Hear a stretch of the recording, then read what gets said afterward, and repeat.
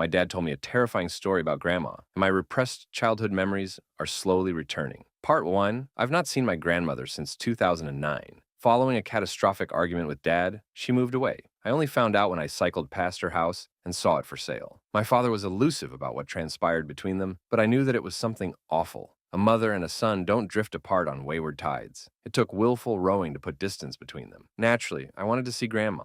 I wanted to know what had been said or done to alter our family. I assumed that she had told Dad her new address, so I would beg him to let me visit her. However, he refused my requests. Several years ago, I did a little detective work and opened a letter addressed to Dad. I recognized Grandma's handwriting from birthday cards I'd received over the years. My father scolded me for rummaging through his post, of course. After that, his mail was delivered to a separate P.O. box, preventing me from intercepting any more letters. Dear John, please forgive me, Mom. That was all the letter said. Unfortunately, there was no return address. Anyway, when Mom died in 2018, I stopped asking about Grandma. Grieving became our sole focus. For a long time, I only thought about my mother. She'd been struggling psychologically for years, and she was missing for a few months before someone found her body. I don't really want to talk about that. I was simply giving some context for the horror to come. To understate everything, it has been a painful few years. I'm 24, and I haven't asked Dad about Grandma since I was a teenager. Truthfully, I decided a while ago that life had to continue.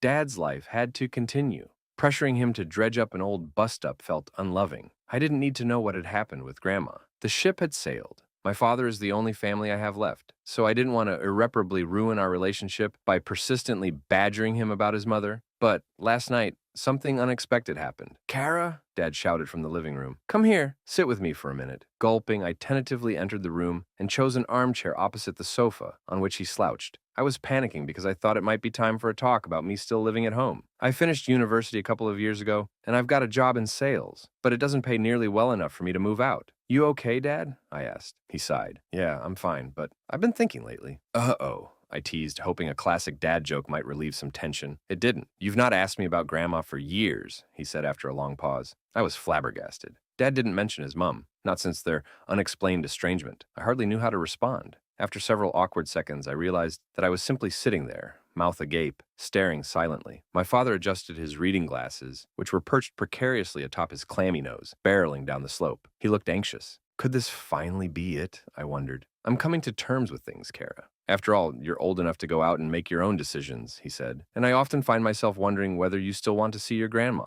I shrugged. I stopped asking about her because I could see how much it upset you. Dad smiled weakly. I know, and I appreciate it. We've been through a lot. But what I'm saying is that I'm aware of your age. You're an adult now. I worry sometimes that you might go off and try to find her. I'm sure you'd struggle because your grandma doesn't want to be found. Well, she might try and contact you. Maybe she already has tried? I shook my head. She hasn't. Dad seemed to ease up a little. Good. That's good. But I realize that if I really want to keep you safe, I have to tell you why you shouldn't contact your grandma. I nodded. It would help to know why you two fell out. Suddenly, it was Dad's turn to gulp. He shifted his body weight in his seat, stalling for time. I found my eyes wandering to the night sky outside our living room window. Torrential rain pummeled the tarmac of our sleepy road, and a solitary lamppost was scarcely visible through the cascading curtain of droplets on the glass. Your grandma and granddad always had a strained relationship, Dad eventually started. That's why I have so many issues, I think. I just hope none of that resentment rubbed off on you. My mom and dad were always good to me, but they weren't good to each other, and they seemed oblivious to the effect that had on me as a child. I nodded gently. I could remember Grandma and Granddad bickering throughout my early childhood. And then one day, my grandfather left her. I always told Mom that she was a bit too harsh on Dad for his long business trips. He was just trying to provide for us. But when he left her, I obviously empathized and took her side. So, I don't want you thinking of me as the bad guy, Dad said. I shook my head. Never. I'm dancing around the subject. You only have one question, I imagine, Dad said. What changed? Dad, you don't have to tell I started. I do, he interrupted. If you stop me now, I might never summon the courage again.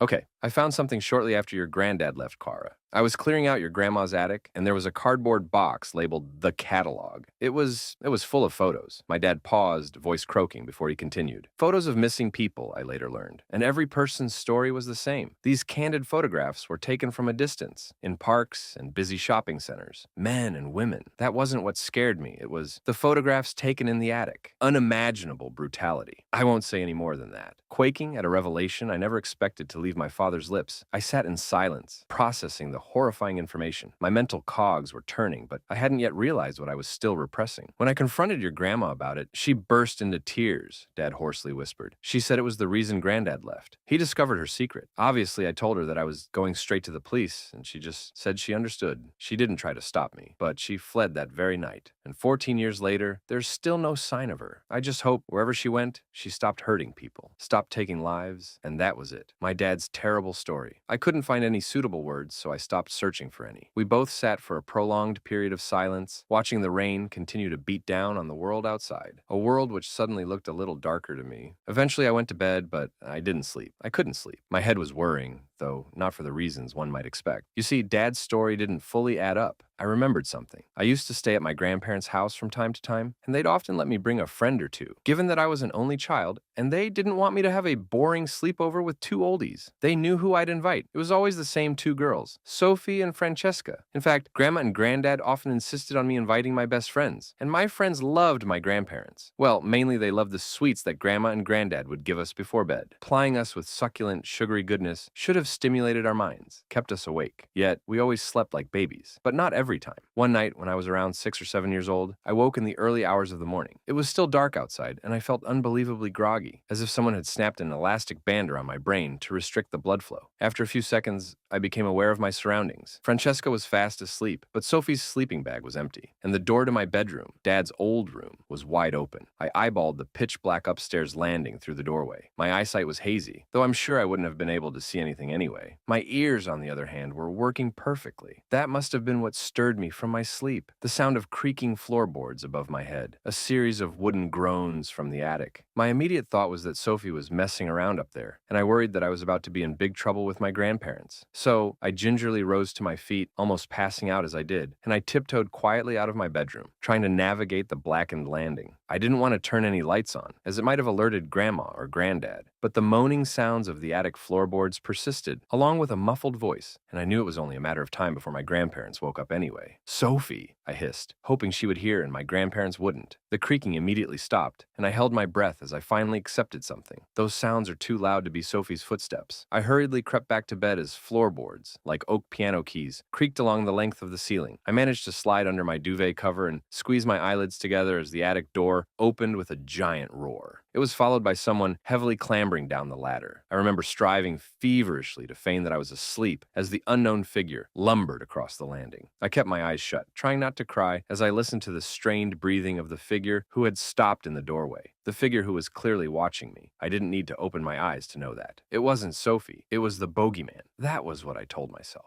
The monster padded clumsily into the room, dropped something heavy on the floor, and then he walked over to my bed. I still remember that stale, unclean breath on my face. I was trembling beneath the duvet, but I held my nerve and prayed the creature wouldn't eat me, and eventually it slowly backed out of the room, closing the bedroom door behind it. I remember eventually opening my eyes to see Sophie lying atop her sleeping bag, still completely passed out after returning from the attic. Her hair was disheveled, and it looked different. At the time, I didn't understand that. She must have been unaware of what happened to her up there. I hope so. I know now, of course, what I was too young to know then. There was something wrong with those sweets. Just as there was something wrong with Grandma and Granddad insisting that I invite Sophie and Francesca. But I remember something else. Something that unravels part of my dad's story. It wasn't Grandma who invited my friends and gave us sweets. It was Granddad. Part 2. This morning, I returned to my old ways of badgering Dad. "You must know more," I said. "Grandma could still be causing people harm."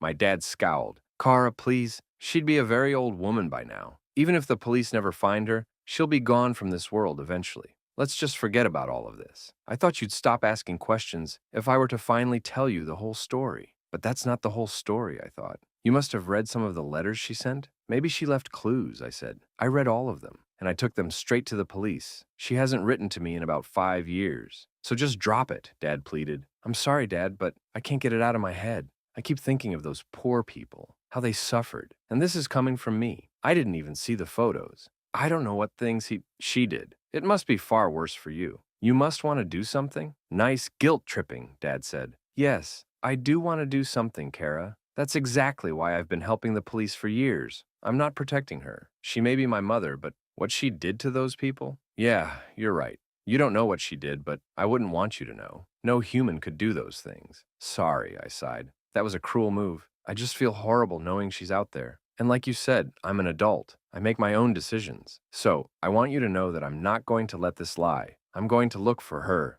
I expected Dad to shout at me, but he didn't. He sat thoughtfully at the kitchen table, twiddling his spoon and his cereal, and I waited patiently for a response. Yet again, he surprised me. I'll tell you something, he finally said. I perked up, leaning across the table inquisitively. The lead detective would check on us regularly, Dad continued. I kept you out of that. Doubt you remember him. But he'd keep me updated on the investigation, and he told me about the immediate connection he drew after the police finally poured through the thousands of photos. 36 victims. Every single one was brunette. Could have been a wild coincidence, but the lead detective didn't think so. Serial killers often have a pattern. I instantly shuddered. Another horrifying memory emerged from the fractured recesses of my mind. A memory that I didn't have the stomach to share with my father. Around the age of 8, I distinctly remember waking from a sleepover at my grandparents' house to find a chunk of my brunette hair missing. It had been sloppily chopped from the left side of my head during the night. I remember blaming Francesca, as she was the main prankster out of the three of us. But she blamed Sophie. Neither of them owned up to it. I got in big trouble with my parents for that one. I really hope Dad doesn't remember that, or he'd probably put 2 and 2 together. Fortunately, his memory is abysmal. And of course, I understand my granddad's insistence that I should invite Sophie and Francesca. They were both brunettes too. I had a blonde friend called Lucy who would come over to play from time to time, but the invitation was never extended to her. It all makes me feel a little bit disgusted. I doubt that helps with your investigation, Dad said. But then we're not police officers. Are we pets? Best to leave it to the professionals. And you're not going to tell me about anything you read in the letters? I asked. You never believe this. But Grandma didn't give me any details as to her whereabouts, Kara. Dad sighed. She didn't want to be found. Then what did she write in the letters? I asked. Dad shrugged. Nothing that was ever of much use to the police, in all fairness. But I gave them the evidence anyway. She mostly requested forgiveness, and she asked questions about, well, about you, of course. About your mom, too. It made me angry when she spoke about the two of you. Maybe she was worried about us. I absent-mindedly replied, without thinking about the words that had left my mouth. Dad raised an eyebrow at me. Kara, I know she was your grandma and you loved her, but she wasn't the kind woman you believed her to be. That was a lie. A facade she maintained for decades. It's taken me many years to come to terms with that. So I understand that it might take time for you too. I just don't want you to live in denial. I nodded my head, dejected at the prospect of never having any closure. But then my dad, as he always does, dropped the biggest bombshell as an afterthought. I suppose, well, in one letter, she did write something that reminded me of my childhood. Love you, my North Angel. I miss our happy times. She used to call me that whenever we visited Gateshead. Actually, I think we all went as a family, didn't we? Dad asked. I nodded. I remembered Grandma calling me the exact same thing. Anyway, the detective contacted police in Gateshead, but nothing ever came of that lead, Dad said, shrugging. But the line was far more significant to me. Dad was forgetting something, so I excused myself and headed upstairs to the main bathroom. Sure enough, atop a forgotten shelf, there it still stood, the rather large angel of the North figurine that Grandma had bought on our holiday, a souvenir to remember happy times. She said that to all of us. Happy times. Those words were used again in the letter to Dad. It seemed a bizarre reference to make. However, after I removed the figurine, which had been untouched for more than a decade, everything made sense. A slip of paper was glued to the bottom of the ornament. It read, John, something's wrong. You should know that by the time you read this. If not, you might have stumbled upon it by accident. I suppose that would be better than it sitting unnoticed for years. Whatever the case, you need to tell the police that we're in Devon. Remember your dad's old caravan? That's where we'll be. He's leaving Lancaster soon, and I'll follow when the time's right. It's the only way he'll spare them. I can't do anything else to protect you. He's always watching. Don't let him know that you found this note. Don't say anything to him. I don't have time to write anymore. I've already spent too long here. Heart racing, I immediately crumpled the piece of paper and shoved it in my pocket. I didn't want Dad to find out. Not yet. Too much had changed. He was a broken man, and he wouldn't have been able to handle it. But this is, perhaps, one of the most perturbing pieces of the puzzle. Granddad forced Grandma to take the blame for his crimes. He threatened our safety. Even though the note dated back to 2009, I knew that I had to go to Devon. Grandma and Granddad might both be long gone, but I wasn't going to let this awfulness rest without finding out the truth for myself. And fortunately, I knew exactly where to find the caravan. That was another family holiday Dad's parents had repeated with me as a child. My father was already at work, and I took a sick day. I didn't tell anyone where I was going, not even Dad. I jumped into my car, set the destination, and drove for 5 brutal hours from Lancaster to Devon. When I arrived, It wasn't quite the picturesque place I remembered. The UK has been bombarded with torrential showers over the past couple of days, and the sky was painted a murky, near colorless gray. The horizon was an endless expanse of nothingness, footed by rolling hills. And, in the midst of a mostly neglected caravan park, there stood a rusty, forlorn, static home. Granddad's caravan. Yes, it was still there. And as I clambered out of my car, a wave of all-encompassing terror descended. The realization of what I was doing. I wasn't telling stories with my dad in the comfort of our home. I wasn't reminiscing on near misses from my childhood. This was real. I was standing before the home of the bogeyman. My boots squelched in the sodden footpath leading up to the caravan's front door. Rain beat down mercilessly, but I was glad of it. The deafening sound of the downpour drowned out my footsteps. I had the element of surprise on my side, and when I reached the front door, I took several long, measured breaths before finally knocking on it. To my surprise, with a single knock, it swung open. I knew I shouldn't step inside. The lightless lair of the beast terrified me more than any of my childhood sleepovers. The knowledge of his heinous crimes of a real-life man made me fear him more than any imaginary monster. I bravely moved one foot in front of the other and crossed the threshold. Clearly nobody had stepped foot in that place for a few years, at the very least. The walls were black. No light seeped through the curtains. There were mold-covered plates in the kitchen sink, and I screamed as a rat scurried from a cupboard, disappearing somewhere into the filth of the house. "Grandma?" I called. I don't know why I announced myself. I suppose I'd already accepted that nobody could possibly be living there. I should have just called the police like Grandma suggested, I thought. But if I'd done that, I would have forfeited my one chance of finding any sort of evidence. I was tired of people hiding the truth from me. I pressed onward, flipping any light switch I could find. Nothing. Probably the result of unpaid electricity bills, another good sign that nobody had lived there for a while.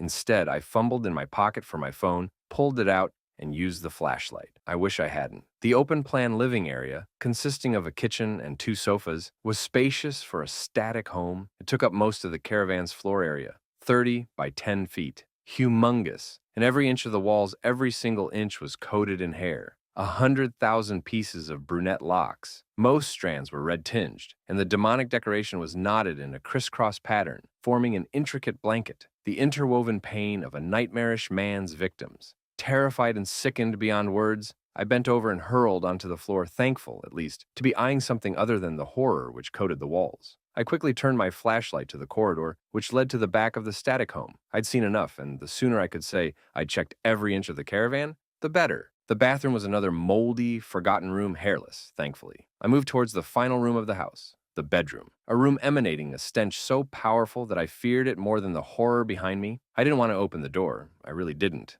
But I had to do it. Handling in my sweaty palm, I lightly pushed the door. Vomit bubbled to the top of my throat again as I found another room lined with meticulously intertwined hair that covered not only the walls but the floor, the furnishings, and every inch of the bed. Every inch of the room. But that wasn't what horrified me most. What horrified me was the hairy lump merging with the bedding. Grandma. Little more than bones. Though I only assumed that to be the case because she, too, was coated entirely in hair. There was no way of identifying the body. Still, I didn't have to get close to know she was dead, and I didn't want to do so. Grandma was interlaced with the bed's hand-woven brunette duvet, which had spread like a fungus throughout the interior of the house. I don't know whether it would have been better or worse to instead see the corpse beneath. I turned to run, but on my way out, I noticed the wardrobe door was ever so slightly ajar. It beckoned me, though I knew great horrors lay within. I had to do it, of course. It was why I traveled so far. Stepping onto the soft, hair-blanketed floor, I walked towards the wardrobe and pushed the door fully open.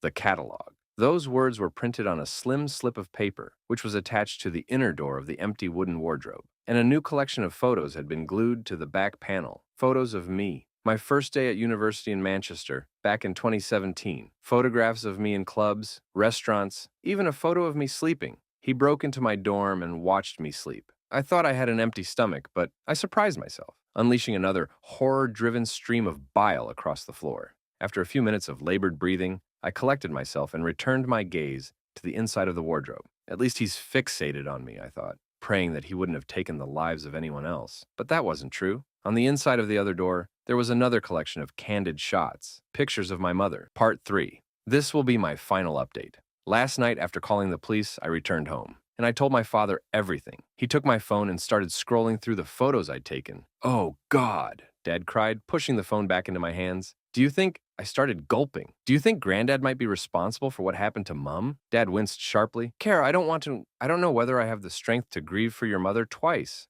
I understand why he'd prefer to believe that Mum took her own life, rather than believe that someone took it from her. And perhaps I don't want the police to uncover the truth either. Perhaps I have nothing left to give. What I will say, however, is that Mum's death in 2018, though seemingly self-inflicted, was unfathomably awful. A mangled corpse in a car wreck. And I wonder why she'd want to end her life so painfully. Today, I took another sick day, and I spent it flicking through my photos, searching for answers. I kept stopping on the photo of me sleeping in my university dorm. He's always watching. That's what Grandma said in her note. Did he travel all of the way up here to stalk us? Maybe he used to return to their Devon hideout, but he must have abandoned that place after killing his wife. Where is he now? I shuddered. There was a picture of Mum driving on the motorway, a picture Granddad had taken whilst he was driving too. He was following her, only 20 yards behind. In the picture, I could see the dashboard of Granddad's car and his left hand on the steering wheel. His wrist donned a gleaming golden Rolex. But most importantly, the photo captured his BMW's askew hood ornament, distinctly askew. A sinking feeling consumed me. Dad, I said. My father lifted his head from the newspaper he'd been holding for several hours. He clearly wasn't reading any of the words.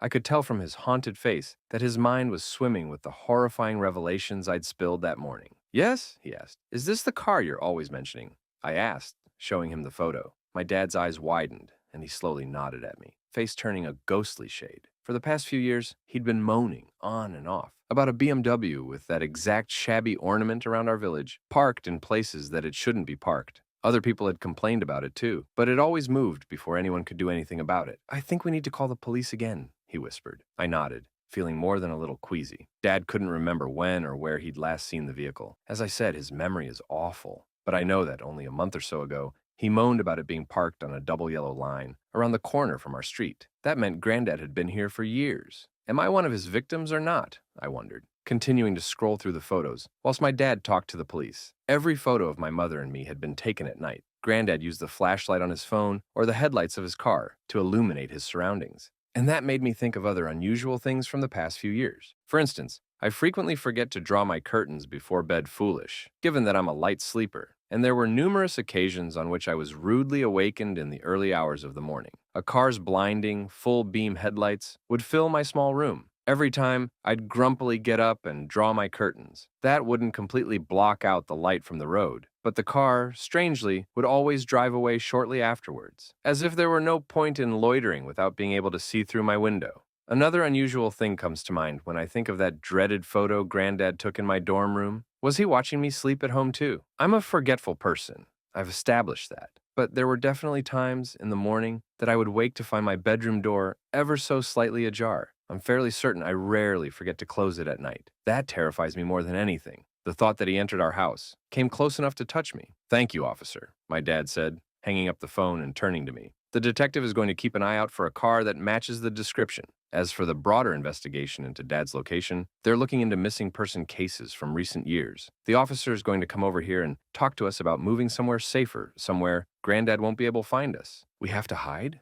I asked, trembling. Dad hugged me. I know you're scared, Kara, but it's going to be okay. This is just until the investigation wraps up. But you've done an amazing thing here, finding all of this evidence. I'm not cross with you for going to the caravan. I'm not. I understand why you did it, and it's nearly over. If he lives around here, it has to happen sooner or later. He has to be found. The police have everything under control. As we waited for Detective Simon Smith, I kept thinking about the fact that the police didn't seem to have anything under control. They'd known of this horror for 14 years, and they were no closer to solving anything. I wasn't expecting a dingy, brown Ford Focus to pull onto our driveway. The man who exited the car must have been in his early 30s, though his coarse skin aged him. He had thinning hair but a neatly trimmed beard, and he wore a gray trench coat. The man tightened his black gloves as he approached us. Nice to see you again, John, the detective said, shaking hands with my father. Same to you, Simon, Dad replied. Has it been 4 years? Detective Smith nodded. About that, John, yes. I'm sorry it's been so long. The case was, admittedly, gathering dust until yesterday's discovery. And this is Kara, I presume? I nodded my head before shaking the man's hand. I'm really sorry, Kara, Simon said somberly. What you saw in that caravan was something nobody should ever have to see. But you're incredibly brave and, undoubtedly, very smart. Perhaps a career in detective work is on the cards for you? I smiled weakly, struggling to speak. Right, well, I think the first thing we should do is find alternative accommodation for the two of you, Simon said. I'm sorry about that, but it's for your own safety. Until we find him. But he'll just follow us, I protested. He won't, I assure you, Simon replied. I'll be checking my tail the whole way. How long will we have to stay away? Dad asked. What if you never find my father? Simon shook his head. We'll find him, John. You've both been a massive help with this investigation. One of my colleagues located a BMW matching your description on several recent CCTV tapes from business owners in town. It won't be long before your father rears his head. Realizing that arguing was futile, I went upstairs and packed a bag. 10 minutes later, with our most important belongings in hand, Dad and I walked with Detective Smith to his battered Ford Focus. So, where are you taking us? My father asked as we clambered inside and buckle your seatbelts. A travelodge in Manchester, Simon replied. With any luck, we'll have him within the month. He's leaving a trail, you see. Doubt he's keeping up with modern technology, modern ways of tracking people. I doubted that. As we set off, I watched my quaint village swim past the passenger side window. The sun was setting, but the sky was still a calming blue. A settled, safe world surrounded me, in contrast to the rainy, chaotic week which preceded it. How did you do it, Kara? Simon asked. I looked away from the window. What? How did you figure out where to find your granddad? He asked. I shrugged, nervously locking eyes with Simon in the rearview mirror. Grandma left clues. Simon chuckled, parroting what I'd said. Grandma left clues remarkable. I'm serious, you really should join the force. You're a damn sight better at this than me. It was as the car turned sharply onto a country road that I first noticed it. The sleeve of Simon's trench coat lifted as he steered to the left, and it revealed something beneath his black glove, a golden Rolex. My stomach immediately lurched. Won't this way take us longer, Simon? We should have turned right to head towards Manchester, my dad pointed out. Simon didn't reply. We found ourselves on a bumpy, disused road, dwarfed on either side by looming oak trees. The daylight was fading, and I was gripped by unimaginable terror, completely unable to say anything, unable to process what I'd seen.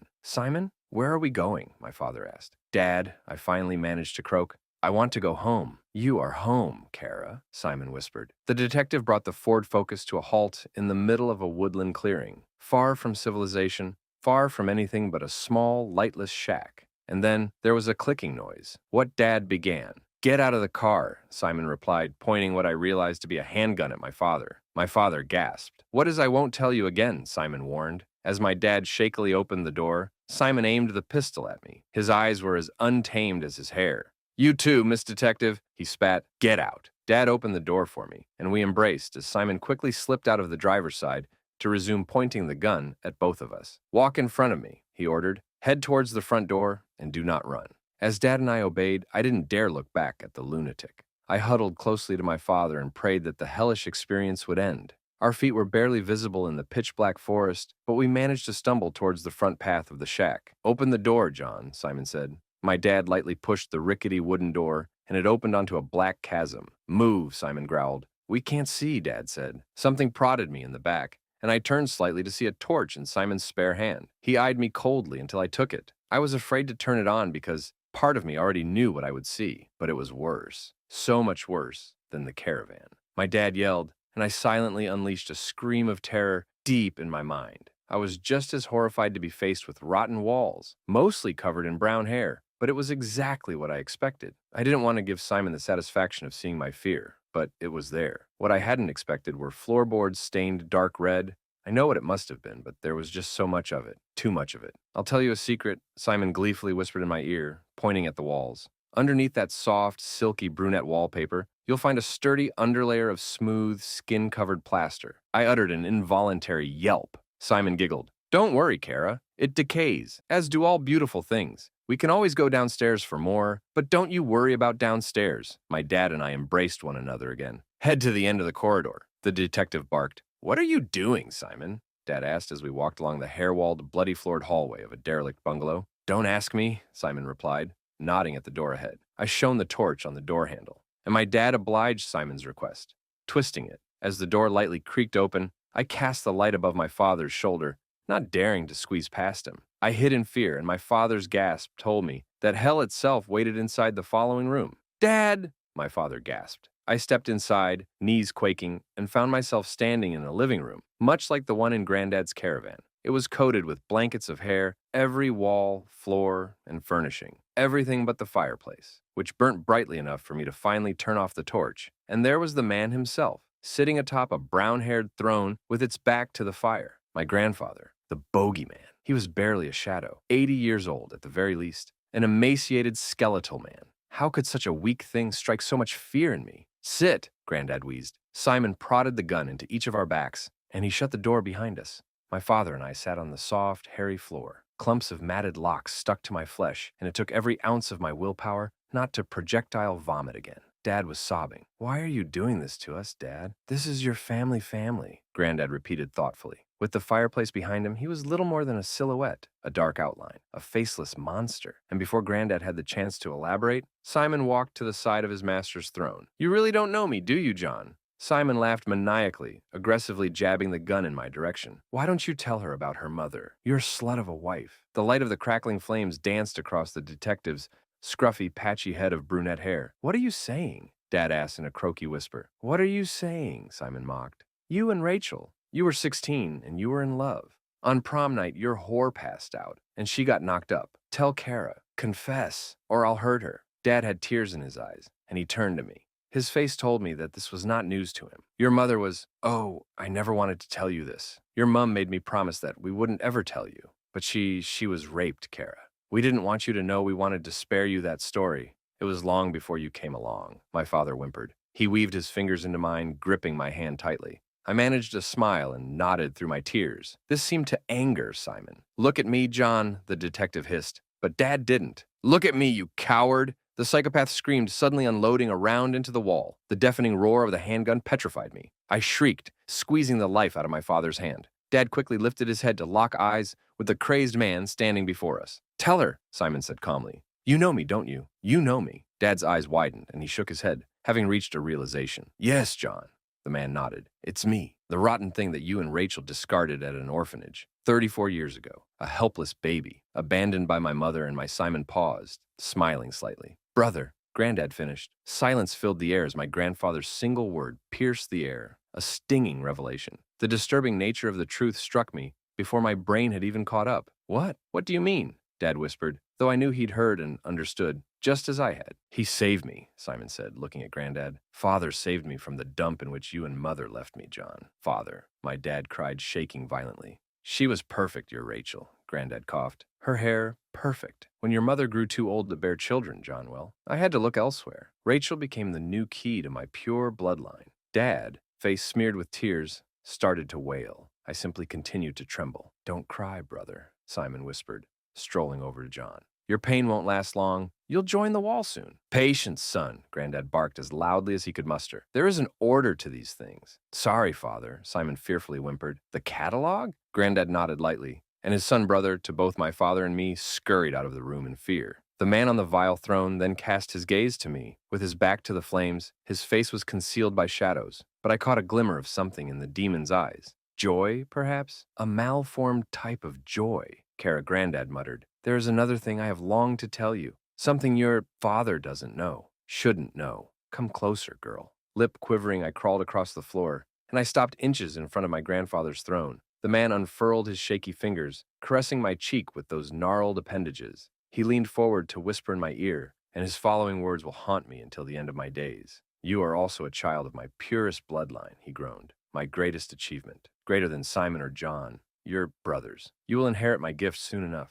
I see it in your eyes, the hunger. I wish I'd misinterpreted him, but I know I didn't. I understood him perfectly. He was my father." I crawled backwards, horrified and disbelieving eyes stretched wide. I crawled straight into my real father's warm, comforting arms. I tried not to think about what he'd done to my mother twice, using those dreaded sweets, no doubt. But part of me still fears that she knew, on some deeper level, knew what Granddad had done to her, and now I fear what he might have been doing to me in my sleep. Did you kill her, Dad?" My father blubbered. "Did you kill Rachel?" Granddad sighed, though it was little more than a strained wheeze. "All perfect things must be preserved in the catalog, John. Otherwise they tarnish. But the bloodline continues. Don't worry." The detective re-entered the room, and I turned to see that he was holding a Polaroid camera in his free hand. "They're ready to be cataloged, Father," and Simon began. Everything happened in a flash of movement. My father, utilizing Simon's brief moment of distraction, sprang towards him. Dad propelled from the floor with such speed and force that, when he collided with the detective, the two of them hurtled through the open doorway into the main corridor. And my granddad, if I should even call him that anymore, howled like a wounded wolf. Supporting his brittle body on the armrests of his throne, as he attempted to stand. I don't know what overcame me, but my body moved before I'd made any sort of conscious decision. I lurched forward and roughly thrust my hands onto my grandfather's bony chest. He felt cold. Even by the scorching fire, he felt cold. I pushed him backward. Granddad and his throne of matted hair fell into the inferno, and the withered man screeched at a piercing volume as flames ensnared him. I stood in a frozen position, witnessing a horrifying spectacle of burning hair, flesh, and whatever else formed the bogeyman. It was all over far quicker than I expected. Granddad was reduced to a charred mess, mostly concealed by the raging fire. "Father," I heard Simon splutter in pain. I turned to see Dad kneeling on the madman's chest, launching punch after punch into his bloody, bruised face. "Kara," my father shouted, not taking his eyes off the monster that he was bludgeoning to death.